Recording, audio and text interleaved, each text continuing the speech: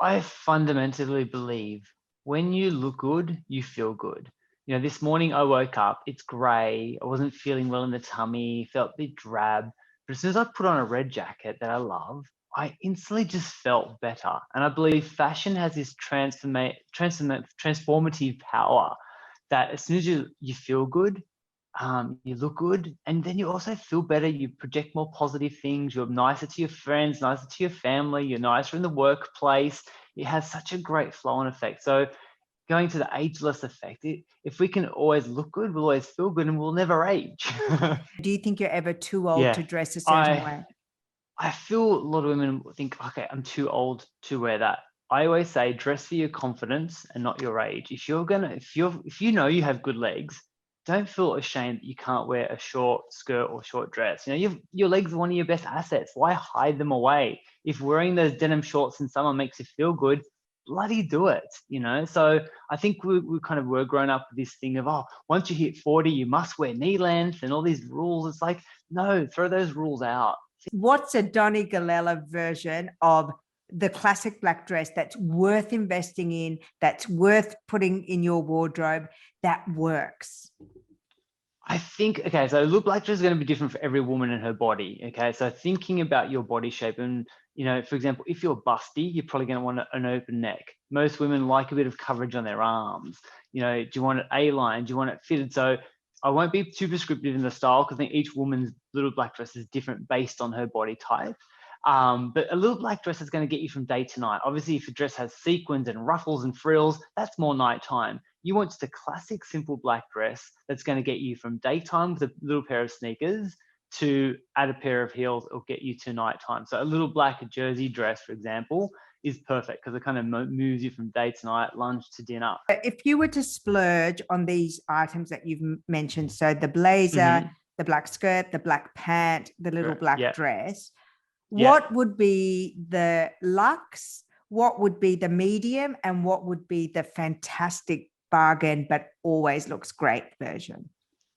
I mean, let's look at a little black blazer, okay? Because a little black blazer, I think, is one of those timeless, beautiful investment pieces. Now, if you had all the money in the world, a beautiful Balmain black blazer, the cut of it is beautiful, the gold button details on it is gorgeous, and that's the luxe end. Medium price point, you can walk into Chic or Decuba. I know Decuba, in fact, has a beautiful black black blazer with gold button detail on it, which is divine. A label called Mossman as well, doing one of the most beautiful black blazers, about $200-300.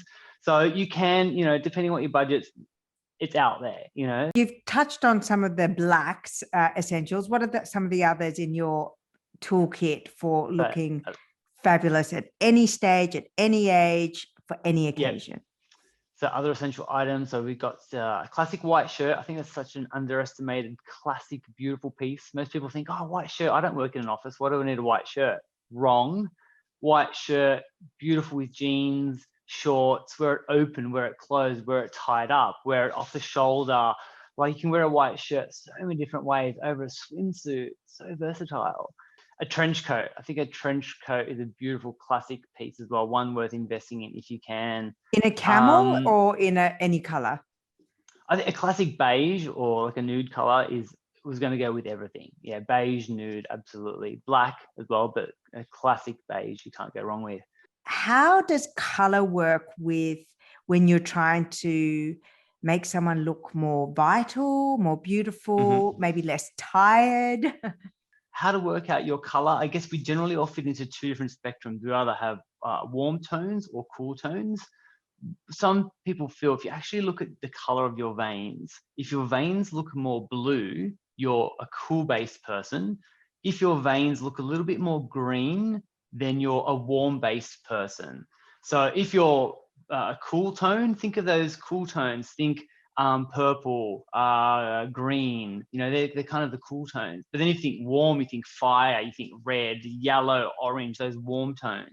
Share some other tips with some of the big name celebrities you've worked with. And the reason I ask is not that I think celebrities are better than normal people, but it gives us an instant visual guide. And I think most of us compare ourselves to life stages or looks of people we admire. So it's nice to have it as an anchor. maybe Yes, some of course. tips and tricks from celebrities that you work with. Yeah. So I mean, a recent gorgeous lady that we both got to see recently was Turia Pitt, who Yeah. launched her running program. And I worked with Turia for maybe the last kind of 2 years. And as we know, she's come back. She's got an athletic background, being a runner, so she's got an athletic body type.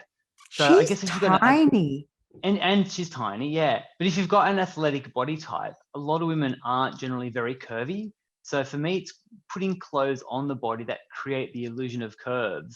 So, you know, you might put on a beautiful tailored suit that has a nice structure to it.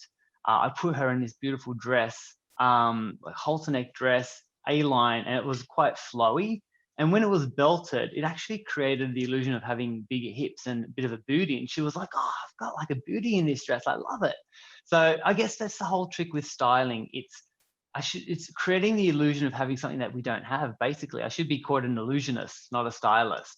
So, you know, looking at a body type, and if you want the illusion of having, say, a bigger bust, you know, add some frills, add some ruffles, you know, drape a scarf around your bust. That's going to create the illusion of having a bigger bust. How Always have often do sort you of think, reckon that we should update our glasses? Because that seems like a fairly inexpensive and it is, easy yeah. update to keep us looking current and youthful and fresh. Oh, I think every 2-3 years, if you can get an update on your frames, especially if you wear them a lot, then definitely, or even just have a couple of pairs on rotation as well. So if you wear specs, reading glasses every day, maybe have 2, 3, 4 different pairs, and then change them with your outfits as well. So really just keep things fresh. But yeah, changing your specs can really instantly change things, and even hairstyle. So when I was doing the 100 makeovers, a lot of these women had a same hairstyle for maybe 10, 15 years, or had, you know, maybe a middle part or a side part. And as soon as I changed the part, wow, it was just a whole new look straight away. So just changing a hairstyle.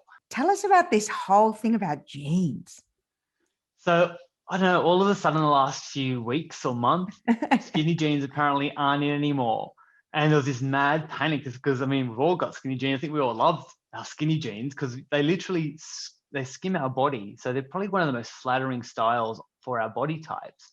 And all of a sudden it's like, oh my God, I can't wear skinny jeans. So to that, I say, again, if wearing skinny jeans feels fabulous, you feel amazing in them, keep them and wear them. They'll always be around. Every shop will still create, they're not going to suddenly disappear from, you know, all the shops. You know, as a stylist, especially when you were working with real women, what did you learn about the psychology of body shame and body acceptance? And how far as a stylist you would go to help people minimize what they don't love about themselves, and how far you would talk them into accepting what they don't like about themselves?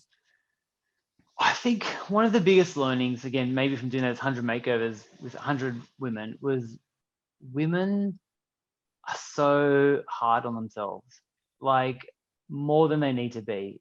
I was kind of shocked and really taken back about how many women, when we took off their clothes and they were standing in front of the mirror with me, you know, not wearing a lot, and they were they just couldn't accept their bodies when they looked in the mirror. Like they thought they were bigger than they were. They thought they were uglier than they were.